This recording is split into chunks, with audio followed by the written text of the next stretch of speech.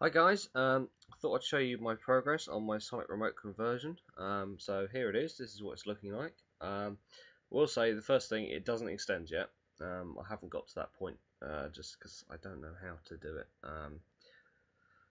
But I'm going to ask around, see if there's anyone who can do it for me, just because I've got to the point where it's starting to get a little bit annoying now, although I'm not too bothered that it doesn't flick open. So few things. This prong here has got a groove in it, which was because the G clamp when I was trying to get the pins out the claws. So that's a little bit annoying. You'll notice that there's no pins in there at the moment. It's just because I've glue gunned them slightly onto the pins that are there, just to hold them on for the time being. Cage is filed out. That took quite a while to do. It was a bit of a pain to do. Momentary switches there, that's wired up. Screw there, I'm going to get replaced with the gold one when I can.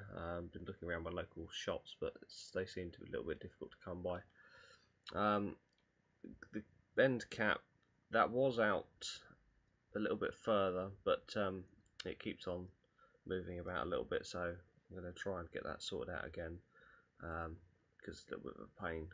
But yeah, as you see, the end of it isn't sort of clean. It's a little bit of wear on it. That's just because I bought it second hand. So, but as you can see, it works nicely, and the get this lined up. The LED is quite bright. It's obviously got the two secret sounds.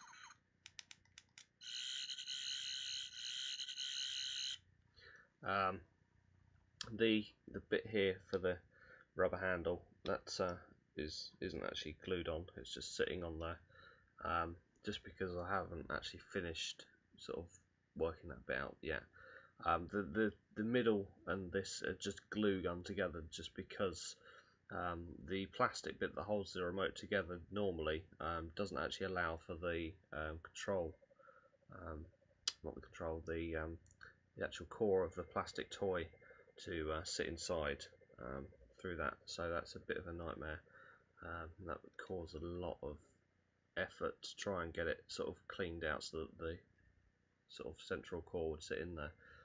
The annoying thing was the core from the toy which I've put in there. On looking at a few reference images, it told me to cut the top section off, which actually once I've put it together I shouldn't have done that, because actually it's the middle bit here now. When you pull this up, it actually needed it. Fortunately, the holes where you pull the silver prongs out of the toy actually fit nicely on the ones on here. They line up quite nicely. I mean, overall I'm quite happy with it. I've kept the emitter from the other thing is I've kept the emitter from the remote, because the other one made the light very dim on the LED. So I've kept that on there as well. But overall, as I say, I'm quite happy with it.